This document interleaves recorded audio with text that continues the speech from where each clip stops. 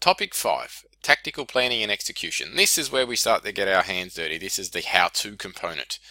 And these are the tactics that are necessary for essentially implementing your big ideas that you've developed in your strategy section.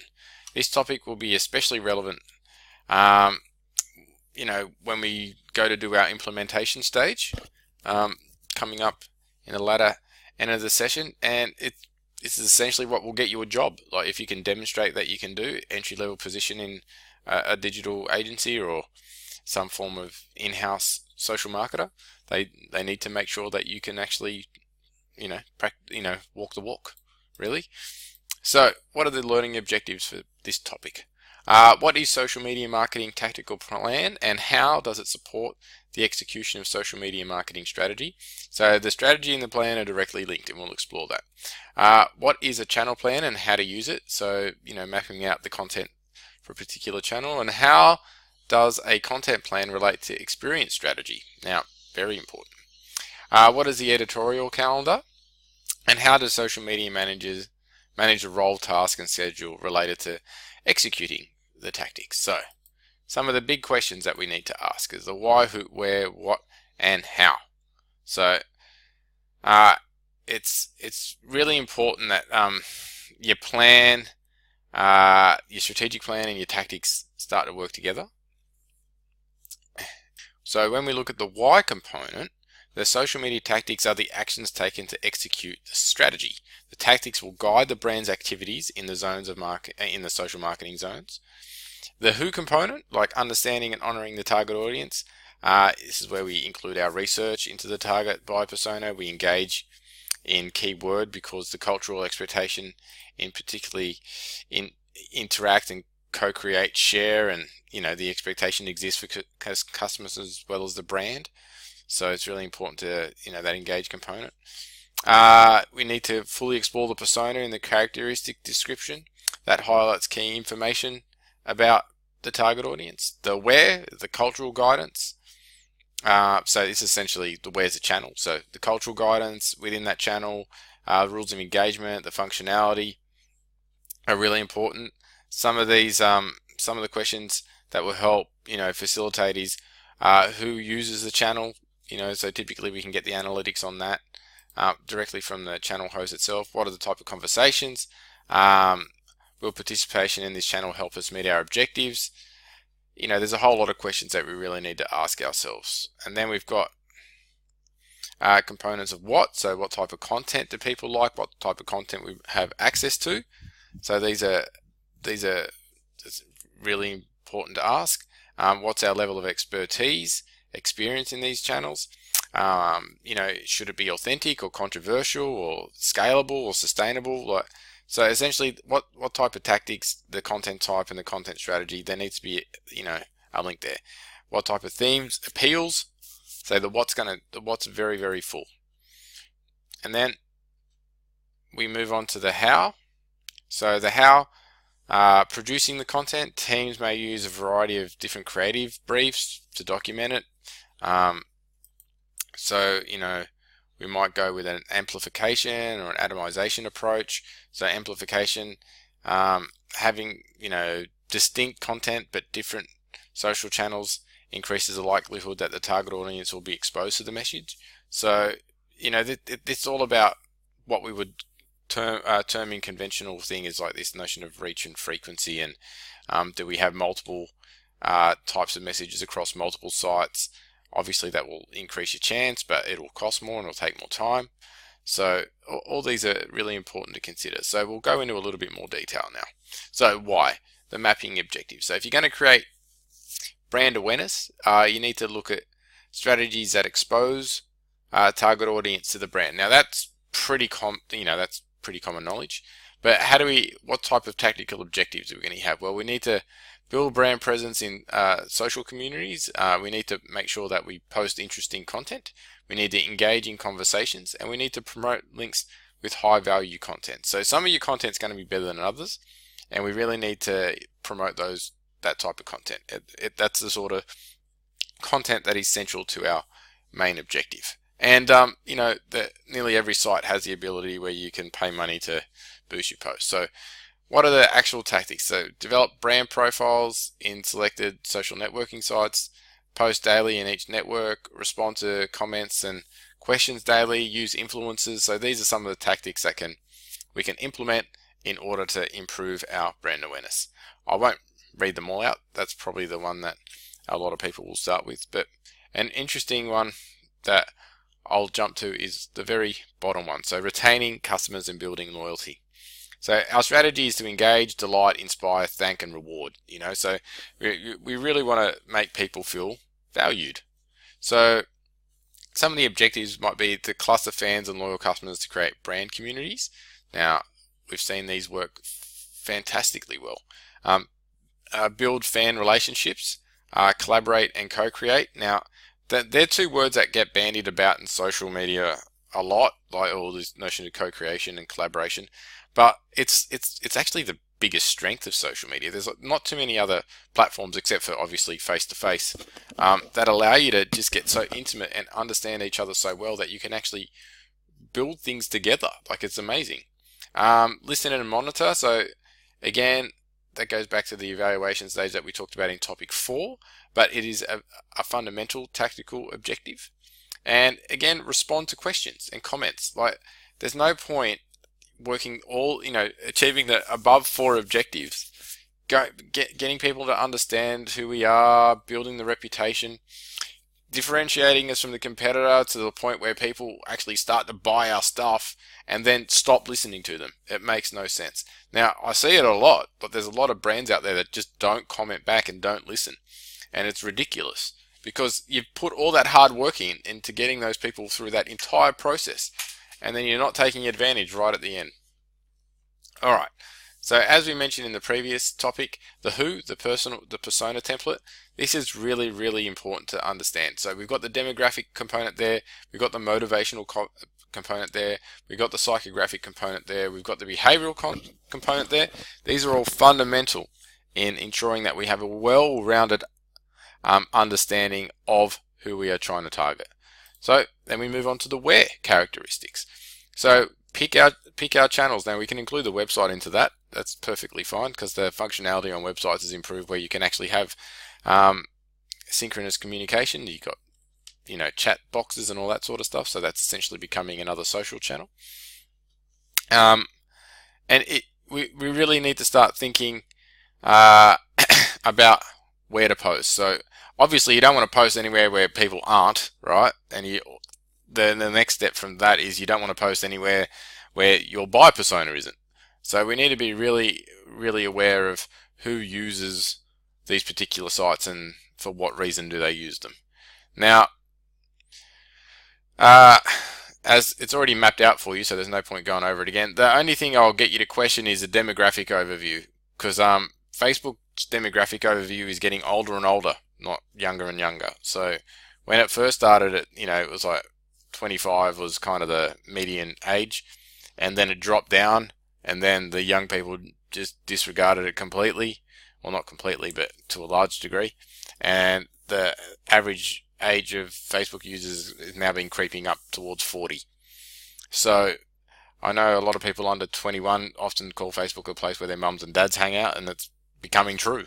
So just, you need to continually update that demographic overview, and you need to continually upgrade all of them, but that's a fairly good guide. So some of the characteristics of each channel. So what are the best content for that particular channel? Videos, you'll notice that text doesn't really come into it except for LinkedIn and Twitter, which tells you a lot about how people are consuming social media at the moment. So when it comes to developing tactics and developing content strategies and stuff like that, it's really important to start to consider the modes of communication, how people consume it. So the content plan. Essentially, this then lays out the channel, what you're going to use it for, the content that you're going to place in it, and then how you'll measure it. All right, so this is really, really, really important. Why is it really important? Because it gives you a structure and it gives you a plan on how you will, through your tactics, achieve your strategy and therefore achieve your objectives. So there's just a little graph there of, you know, the where component, where people use it for B2B than B2C. No surprise that in B2B, so that's business to business, that LinkedIn makes up, is the largest stakeholder in that space. I'm surprised Facebook's that big, but B2B definitely is a LinkedIn's domain. And then on a B2C, so that's business to consumer, Facebook's completely dominant, which again makes perfect sense. But again, you never know what will happen in the next few years. Sometimes, you know, sometimes trends change, and maybe Facebook won't be as dominant now after all the scandals that they continually have. Maybe that trend's already started. So, what elements of social media experience? So, types of tactics, content type, content strategy. Now, these are really important. So, you've got the interactive, targeted, driven, authentic approach, all the way down to this very symbolic, functional, experiential, inviting approach. So, you know, one's very informational driven, the other one's very emotive driven, and then you've got all the mix of purpose driven and, you know, participatory stuff that you get. So you need to kind of think, all right, this is what my brand is, this is what we provide, this is what consumers are, who are the consumers, this is what they want. What is the best characteristics of effective tactics? So what works best? All right, so it's important to kind of ensure that, you know, if you're trying to build, say, a new phone, you know, a participatory, highly distinctive, purpose-driven campaign that's conversational is probably going to be the best one, right? So you really need to start matching your objectives and your strategic objectives with your characteristics of your tactics. And we'll have plenty of time in the online sessions to go through all these and explore all these in relation directly to your brand. So what? Content marketing matrix. So on one end, we've got awareness and purpose. The other end, we've got rational and emotional, as I stated in the previous slide there. And essentially, you get the mix. So if you want a rational with an awareness, you might choose, you know, jump on a trend, create some infographics, provide some guides. They work well. On the flip side, if you want to push purchase with an emotional, you might, you know, people are going to look at several endorsers and community forums and reviews. Now, when you look at this, it actually kind of makes sense to what goes on in social media, and that kind of level of segmentation is actually pretty standard practice these days. So some key questions that you probably want to ask yourself for content strategy development is, what can you offer that matters to the target audience? Now, this is a great question. So if you go back to the, you know, early 30s, 40s, 50s, 60s, 70s of last century, and that is last century, it was often we'll develop a product and then try and flog it off, right? So this push strategy. It worked in a mass media market for various reasons, but primarily there wasn't any competition for communication. Now you have a ton of competition for communication thanks to social media, and so you need to flip that around and essentially let the consumers tell you what they want and then adapt. So you need to make sure that you have something to offer as far as content that the audience wants. What can you create that is truly different from that offered by your competitor? Now, if I see another how-to video, I'm going to shoot myself, because seriously, they're done, right? And unless you're doing them in a really creative way.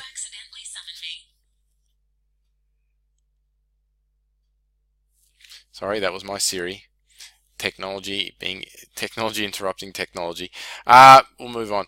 So what can be created with a synergistic, I can't pronounce that word, synergistic with brand position and overall marketing strategy? What do we need to say? What content type will be desirable by the consumer? What channels are used by the target audience? And what resources, brand assets do we already have? Now, there's no point creating resources if you've already got them, as long as they kind of tick the rest of the boxes. You know, do they matter to the target audience? Is it what they want? Do they find it desirable? So here's just an example of a sample content strategy framework.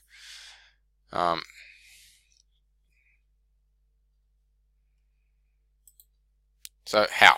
Producing the content, scheduling the content calendar. So you need to plan not only the production of the content, but also the scheduling of it. So most of the social media software that we use, the management software that we use, has an inbuilt calendar that you essentially just drop and drag the content and pick a time and pick a day and all the rest of it. So it's essentially there. A lot of the software already has kind of the special events like Mother's Day, Christmas, all that sort of stuff already plugged in. So it just gives you hints on the type of content you could be plugging on that day. So then we can look at like the atomization or repurposing content. So the great thing about digital content is that once it's created, you can put it, you can place it in your blog, you can put it on your website, you can put it as a post, whatever on whatever channel you use. So it's just important to understand that once you create a set of content, that it can be reusable. It can tell a similar story in a different way. So it just gives you this. It gives you the ability to repackage it in several ways, while still kind of remaining strategically aligned, which is really, really important. So what is a social media workflow? So you need to understand the vision, assign responsibility, complete the project required, and then prioritize resources. So a social media workflow is a sequence of connected steps that enables the organization to act efficiently with minimal overlap tasks and resources in order to implement the social media plan. So one of the advantages of digital is that it can be cheaper, and it can be cheaper because if you efficiently align your strategy with the resources, you can achieve things without too much fuss, really. So the next part is about social media roles and workflows. So a clearly defined workflow will help your team communicate more efficiently and more effectively. So it's not just about efficiencies, it's also being, getting the job done. And it gives everyone something to be accountable for. So you don't want people getting lost in the journey, but you also don't want people kind of not doing their job and then letting the whole team down. So that level of accountability is really important. So a workflow, as we've just mentioned, is that sequence. And so when it comes to implementing it, you need to understand what role would be best for completing each task. So each people have their different strengths and their weaknesses. So you need to assign those tasks to people who can fill these roles. When projects require skills from multiple people on the team, identify kind of whether the task can be completed concurrently or it must move in a linear fashion. So sometimes you can get things that, like for content development, for example, you can have multiple people working on different content at the same time. But when it comes to putting that into a particular sequence to tell a campaign, that narrative needs to be constructed in a linear fashion. So depending on the role, you can get it done at the same time, or they've got to wait for each other. But the really important thing to do is assign due dates based on when you need it, and then hold everyone accountable for what they need to do.